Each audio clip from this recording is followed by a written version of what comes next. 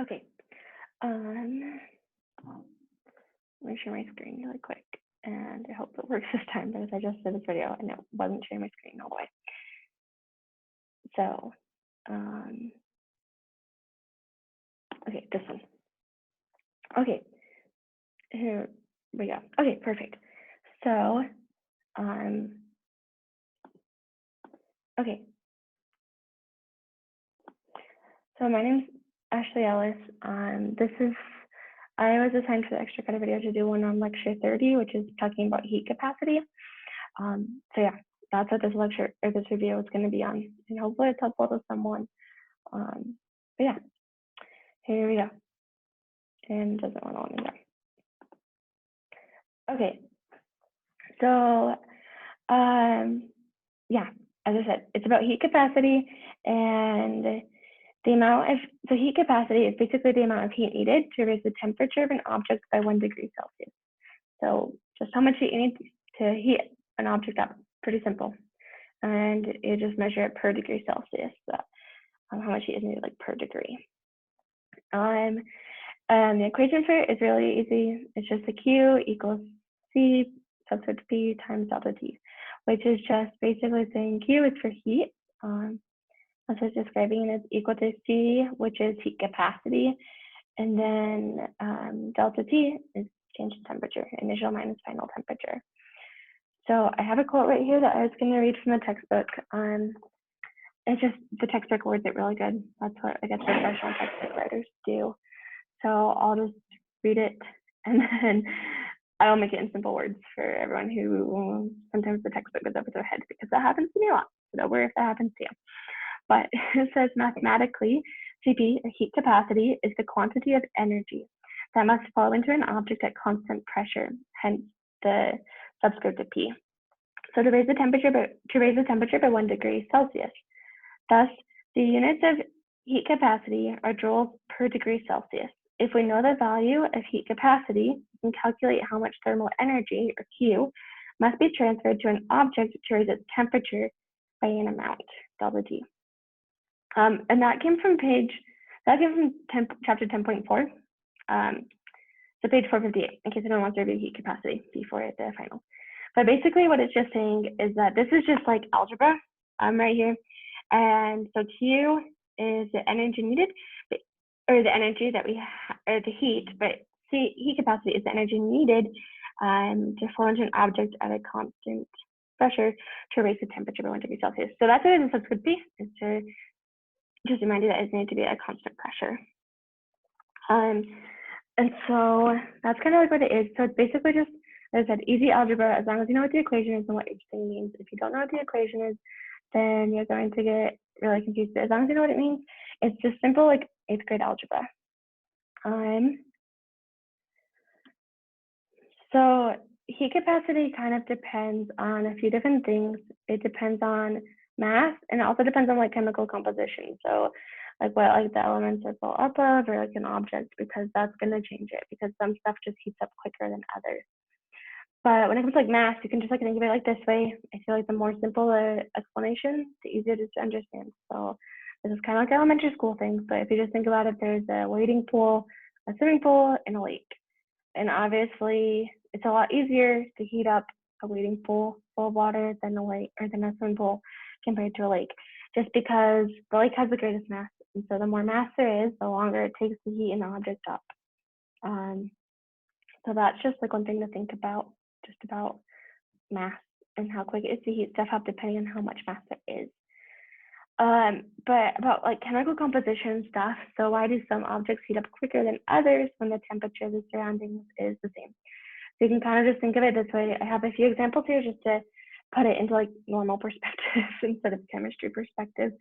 But if you think about like a swimming pool in the summer, which is almost summer, but if you like think about like summer, like as a kid when you go swimming at like your neighbor's pool, or maybe if you were rich, you had a pool in your own backyard, or you went to the country club or resort, for all those people that had that kind of fun childhood. But if you just think about like the swimming pool, it's fun and all, and it's great, but sometimes it gets cold, and unless I was the only weird child, it's for every other kid would do this, you'd get out of the pool and you'd like lay on your stomach on the cement to heat up, because the cement, of course, is always going to be hotter than the water because of heat capacity. Probably didn't think of it as a kid, but now every summer when you're in the water, you can think about that. But then, so obviously, the heat capacity of the water is going to be greater than the heat capacity of the cement. But then, like maybe after you're swimming, you went to go eat lunch, and I don't know, places don't put cushions on the chairs because they'd always be so hot. But if you sat down on a metal chair, it would like burn you. It would just burn so bad because it would be so hot due to the fact that the heat capacity of the metal chair is going to be lower than the heat capacity of cement, which is going to be even lower than the heat capacity of water. Or like the heat capacity of water is like going to be like the highest, and so then it makes it not order. So that's why the chairs are always going to be a lot hotter in the summer than the water or the cement. And then like another example, this is just from my life, but I served my mission in the Philippines, and they have these houses there. These are like the two like basic materials for houses there. Pretty simple, but there's a nipa hut, which is basically made out of like palm trees and like wood, and it's like, but it's not like a tree wood. It's like a different kind of wood. But they like weave it together and weave it super tight so it support people like body weight, and then it lifts off the ground, and that would be the nipa hut. The other houses that people would live in were these houses, and they're made of like tin and scrap metal. And so in a nipa hut, it really, Philippines is like always hot, always like 80 and humid, so pretty warm. But if you're in here, it really wasn't that bad. Like it's totally bearable.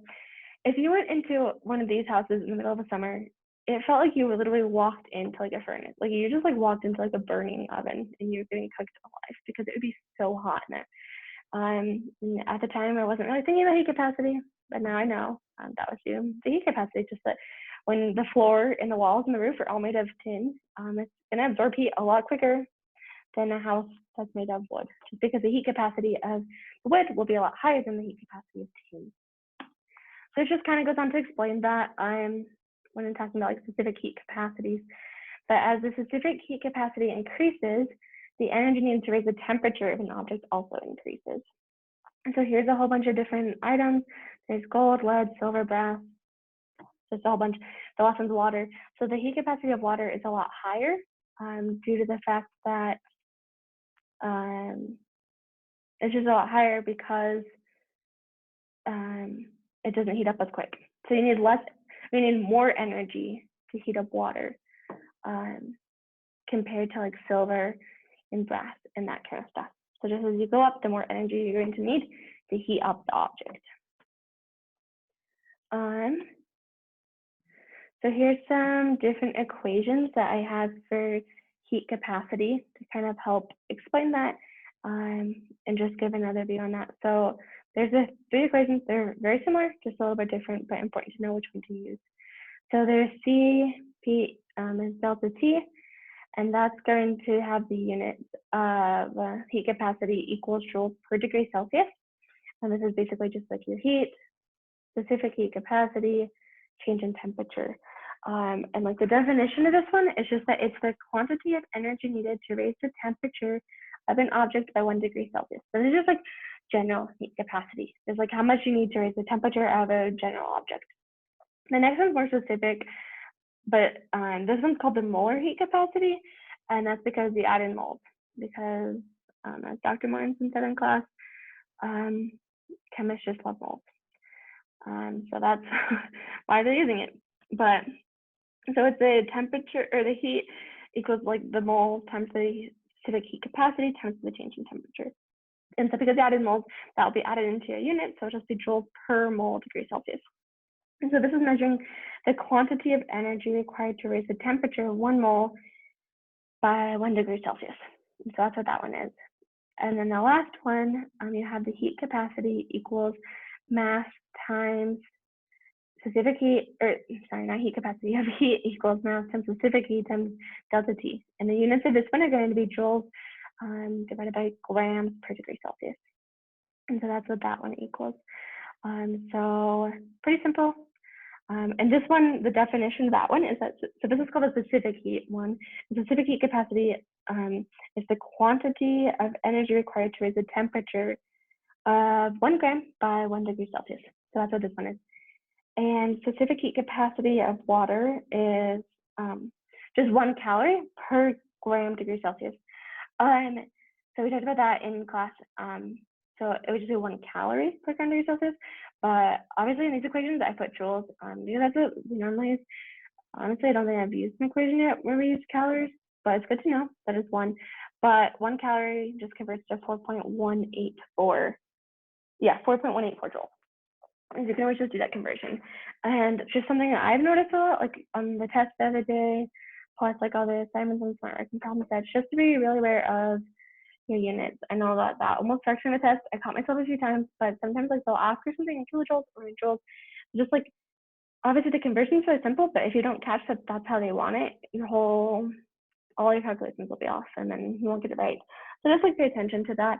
The other thing, I know like in chemistry we're supposed to do it all in Kelvin. But the good thing is, so if you think about like Kelvin, like the conversion of Kelvin to Celsius, there's no division or multiplication, it's just subtraction. And so like that's really, like the good thing is about that is you don't have to technically, like if you want to, feel free. If it's just gonna be easy for you to always say go into Kelvin, you can, but you don't have to convert to Kelvin when you're using like the change in temperature, because the change of 2 Kelvin temperatures is going to be the same. If it's like the same temperature but in Celsius, it'll be the same difference, just because it's only subtraction and addition. So you don't have to worry about that. Just make sure that you find like the accurate difference of them. Something else is enthalpy and phase changes. And so this is like another equation to use. It's not a heat capacity equation, but it's important to know because when like you're doing this, it like will tie into it. So Q, heat equals moles multiplied by heat of fusion, which is basically this equation right here. So N times, or like delta H fusion. So enthalpy of fusion. So use this equation for phase changes because the temperature is not changing during the phase change. So I have like this graph that you're probably also sick of seeing at this point. It's a great graph. It makes it easier just to see it like drawn out. So this is the heat added goes up, the temperature goes up, and then you have like solids, your solid going into like a liquid, your liquid, the liquid gas, and then gas, which is melting, freezing, vaporization, and condensation. So basically, when you're adding heat and you're heating up the solid, the temperature is increasing the solid, then you would use like the MCAT equation, the moles or the mass times specific heat times change in temperature. But when it's changing phases, the temperature, as you can see, like flat lines. So the temperature does not increase during a phase change. So you wouldn't use that equation. That's when you would use this equation, the N delta H fusion, because that's when the temperature isn't increasing. So you're going to use this instead of the MCAT one. But then on this one, when you're going from a liquid, so you're adding more heat and the liquid is increasing temperature. So it's still just liquid, like nothing's happening with the liquid besides the fact that the temperature is raising. You'd use the specific heat equation, which is the MCAT equation, which is the mass times specific heat times change in temperature. But then once again, once you hit here and the water starts to, the water is going to phase change from water to gas, you're going to use this equation. And then this one, once again, is specific heat equation. So if the question asks like it talks about the transition of like a solid ice cube going all the way to a gas, you're gonna have to do 5 different equations and then you add them all up. And just like to keep track of kilojoules and joules, just make sure that when you're adding them all up, they're all the same, because I think that's a lot. They'll give like these ones, like the temperature changing ones, like in joules, and then like these ones will be like in kilojoules. And so then you can't add them up because it won't add, because it'll all be the same unit. So make sure that you're doing that. And then I know that if it's giving you a problem, if it's having a problem where you use like the heat of fusion, it will give you what this, like it will give like the enthalpy, it will give you the value for delta H fusion. Except I know that we are supposed to have it memorized for water, which is if you're going up, it's just going to be 6.01 for melting. And then for vaporization, the H of vaporization is 40.67. And then you're just going down, you're just going to switch the signs because it's just exothermic and endothermic. So instead of like absorbing heat, is letting the heat and energy off. So that's why it'd be negative. So that's basically how that works. And heat, specific heat and stuff, you really like don't think about it. I've never thought about it really, but it is like interesting to think about just because like I was thinking about like the example with like the houses and stuff. Like people probably use those like in real life because they have to know like what, like you just have to know what objects are going to absorb heat better, because it's like construction. You will want to know if something's going to like catch too much, like if it just will heat up too quick, because that's not going to be a good material to build something with. So they do use this in real life and not just chemists, but chemistry is great. So they use it here too. Okay, so I do have one problem that I was going to go over. It's from the problem set. And so if you want to like go through it with me, you can just pull up the problem set to have this make more sense to you, because I'm just going to read off the question. I'm not going to write it all, especially because I really hope you can see on the whiteboard here, but I'll try to pull the table a little bit closer.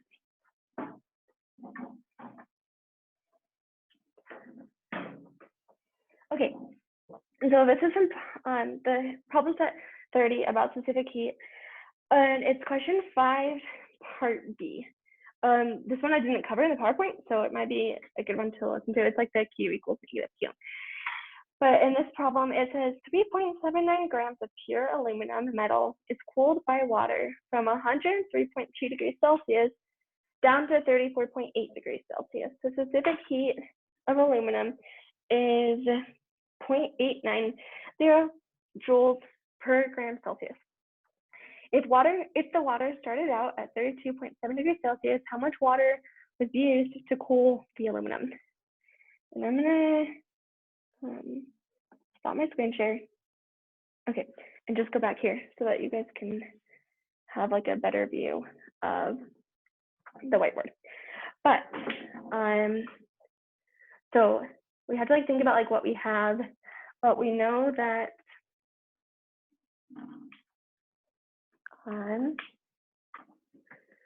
so we know that we have aluminum and it's getting cooled down in the water.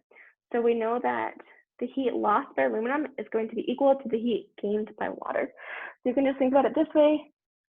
Okay, sweet. So you can just think about it, the heat lost by aluminum is going to be equal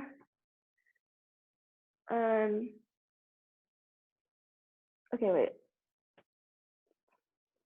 Cool. Let's make it a little bit backwards for you guys.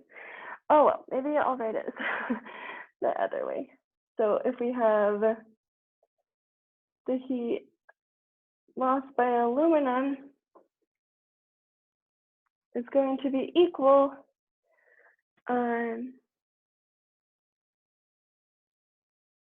it's going to be equal to the heat of the heat gained by the water.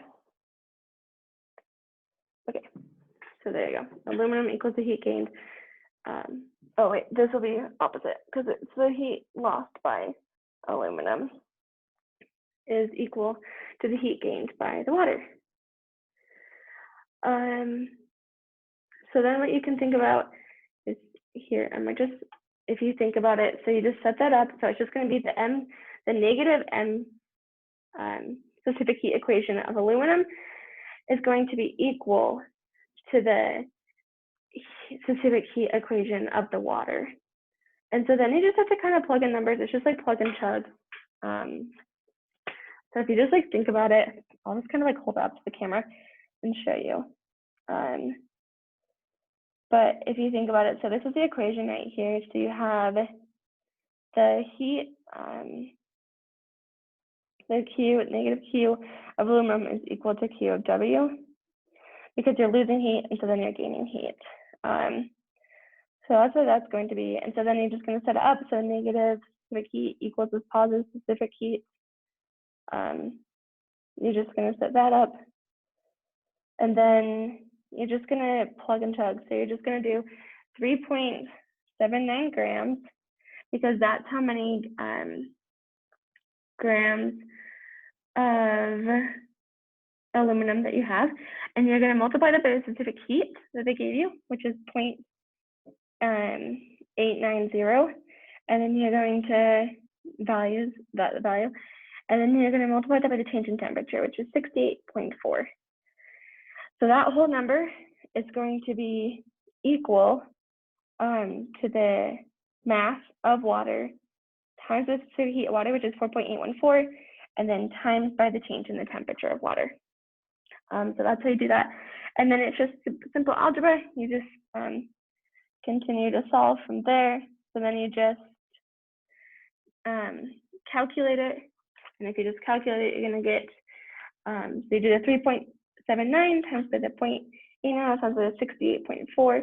And you're just going to divide that by the side of the water. And that's going to give you a positive 26.3 grams. And so that's how much water was used to cool the aluminum. So you just basically set them up equal to each other, and then you can just solve from there. And so that's just like important to think about. I think Dr. Martin put it as like the way anytime that you have two things interacting and you're relating specific heat, that's the equation that you use. You'll use delta Q of the thing gaining heat is, or you'll just use Q of the thing gaining heat is equal to the negative Q of the thing losing heat. Then you can set them up and just solve algebraically from there. So sorry, I can't write on the whiteboard because I didn't realize that would be backwards, but hopefully that makes some sense. And you can kind of go through that with the problem set, and that will just like walk you through 5B and 30 so that you can kind of have a better understanding of that. But yeah, that's basically my review on lecture 30. Hopefully that helps someone prepare for the final.